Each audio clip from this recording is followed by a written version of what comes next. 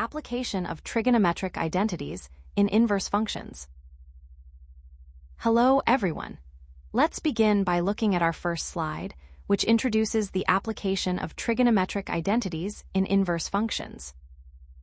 To start, let's recall that in our previous subsections, we learned how to use basic substitutions to simplify inverse trigonometric expressions. This gave us a good foundation in handling simple ratios. However, as we move into more advanced problems, you will notice that the argument, which is the expression located inside the inverse function, is often not a simple ratio, but rather a complex algebraic form. To simplify these more challenging expressions, we must employ trigonometric identities. The core objective of this lesson is to teach you how to transform a complex algebraic expression into a known trigonometric identity. The logic here is quite elegant. Once the expression inside the brackets matches a specific trigonometric formula, the inverse function can effectively cancel the trigonometric function. This process leaves us with a much more manageable, simplified algebraic or angular result. In the following slides, I will walk you through the general strategy to achieve this and provide some concrete examples to solidify your understanding. 1. The general strategy for simplification. Now that we have established why we need trigonometric identities to handle complex arguments, let's walk through the general strategy for simplification. Whenever you encounter an inverse trigonometric function where the expression inside, the argument, is complex, I want you to follow these 4 systematic steps to ensure accuracy. First, begin with pattern recognition. Carefully examine the structure of the argument and ask yourself if it resembles a specific trigonometric identity. For instance, does it look like a double-angle formula, a half-angle formula, or perhaps a sum or difference formula? Once you have identified the pattern, the second step is appropriate substitution. You must choose a substitution that aligns with the identity you just recognized. For example, depending on the structure, you might let x equal sine theta or x equal tangent theta. Third, we move to the application of the identity. In this step, you use the trigonometric identity to condense the complex algebraic expression into a single trigonometric term. To give you an idea, this is like transforming the expression 2 sine theta cosine theta into the much simpler sine of 2 theta. Finally, we perform the inverse evaluation. Now that the argument is simplified into a single term, you apply the inverse trigonometric function to it. However, it is crucial that you keep the principal value branch in mind during this step to avoid incorrect results. In the following slides, we will review the essential identities you will need to master these substitutions, and then apply this 4-step strategy to some detailed examples. 2. Essential identities for inverse functions. Now that we have discussed the general strategy for simplification, let us look at the specific tools you will need to execute that strategy. To succeed in this section, you must be fluent in the following identities from your grade 11 and 12 trigonometry, as these are the patterns you will be looking for when analyzing the argument of an inverse function. First, let us review the double angle formulas. These are crucial for condensing a complex expression into a single term. For sine, we have sine of 2 theta equals 2 times sine theta times cosine theta. For cosine, there are 3 useful variations depending on the expression you encounter. Cosine of 2 theta can be written as cosine squared theta minus sine squared theta, or 2 times cosine squared theta minus 1, or 1 minus 2 times sine squared theta. And for tangent, tangent of 2 theta equals 2 times tangent theta, divided by the quantity 1 minus tangent squared theta. Next, we have the half-angle and power reduction formulas. These are particularly helpful when you see squared terms that need to be simplified. Sine squared theta equals 1 minus cosine of 2 theta, all divided by 2. Similarly, cosine squared theta equals 1 plus cosine of 2 theta, all divided by 2. Finally, you should be familiar with the reciprocal and complementary relations, which allow us to switch between different trigonometric functions. For instance, tangent theta is equal to cotangent of pi over 2 minus theta, and sine theta is equal to cosine of pi over 2 minus theta. Please take a moment to ensure you are comfortable with these, as we will now move into the detailed examples to see exactly how to apply these identities to simplify inverse trigonometric expressions. 3. Detailed examples. Now that we have discussed the general strategy and reviewed the essential identities, let's put that theory into practice with a detailed example. We are looking at example 1, where we will simplify an expression using the double angle formula for sine. The problem asks us to simplify the expression, inverse sine of 2x times the square root of 1 minus x squared. Let's walk through the solution step by step. Step 1 is all about pattern recognition, as we mentioned in our strategy slide. If you look closely at the argument, 2x times the square root of 1 minus x squared, you will notice it closely resembles the structure of the identity 2 sine theta cosine theta. In step 2, we choose an appropriate substitution to match that pattern. Let's set x equal to sine theta. This implies that theta is equal to the inverse sine of x. Moving to step 3, we substitute this value of x back into our original expression. This changes the expression to inverse sine of 2 sine theta times the square root of 1 minus sine theta squared. In step 4, we use the Pythagorean identity. Since the square root of 1 minus sine theta squared is equal to cosine theta, our expression now becomes inverse sine of 2 sine theta cosine theta.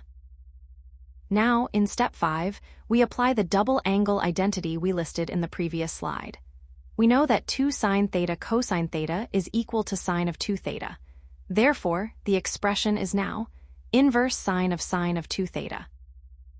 Step 6 is the final simplification. Using the cancellation property, the inverse sine of 2 theta simplifies to just 2 theta. However, it is crucial to note that this is only true if 2 theta falls within the principal value branch, which is the interval from negative pi over 2 to pi over 2. As we will see later in the presentation, ignoring this domain is a common mistake. Finally, in step 7, we must resubstitute our original variable. Since we established that theta equals inverse sine of x, we replace theta to arrive at our final answer, 2 inverse sine of x. Example 2. Simplifying using the double angle formula for tangent. Now, let's move on to example 2, where we will apply a similar logic to the one we used in the previous example, but this time using the tangent function. Our goal here is to simplify the expression, the inverse tangent of the quantity 2x divided by 1 minus x squared. Following the general strategy we outlined in slide 2, we begin with step 1, pattern recognition. If you look closely at the argument, 2x over 1 minus x squared, you will notice that it perfectly mirrors the structure of the double angle formula for tangent that we reviewed in our essential identities slide. In step 2, we perform the appropriate substitution. Since the pattern suggests a tangent identity, we let x equal tangent theta. This implies that theta is equal to the inverse tangent of x.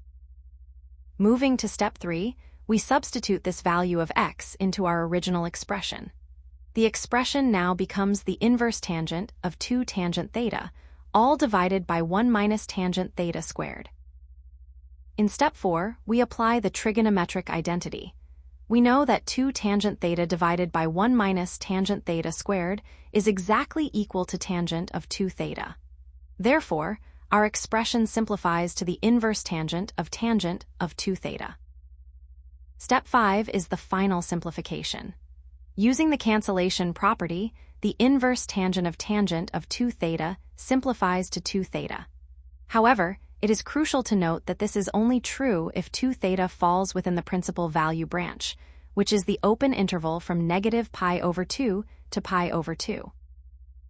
Finally, in step 6, we must resubstitute theta to return to our original variable. Since we established that theta equals the inverse tangent of x, our final simplified answer is 2 times the inverse tangent of x. As we move forward, Keep this process in mind, as we will soon see how these simplifications are used in real-world robotics and where students often make mistakes regarding the domain. 4. Real-world application context. Now, you might be wondering why we are spending so much time on these algebraic manipulations. While these exercises may seem like abstract mathematical puzzles, this process is actually fundamental in high-tech fields such as robotics and computer graphics, specifically in a concept known as inverse kinematics. To give you a practical example, imagine a robotic arm.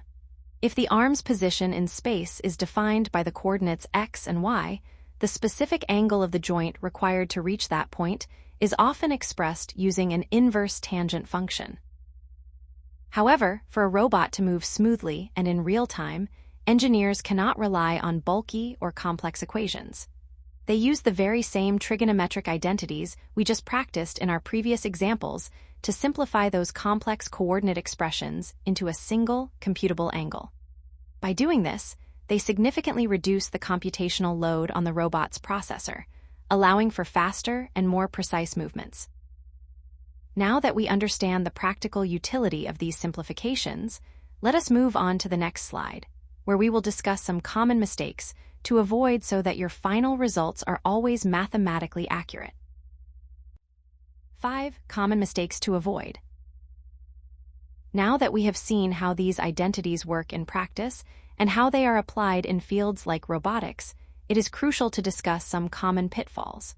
Let's look at the common mistakes to avoid so you can ensure your solutions are mathematically rigorous.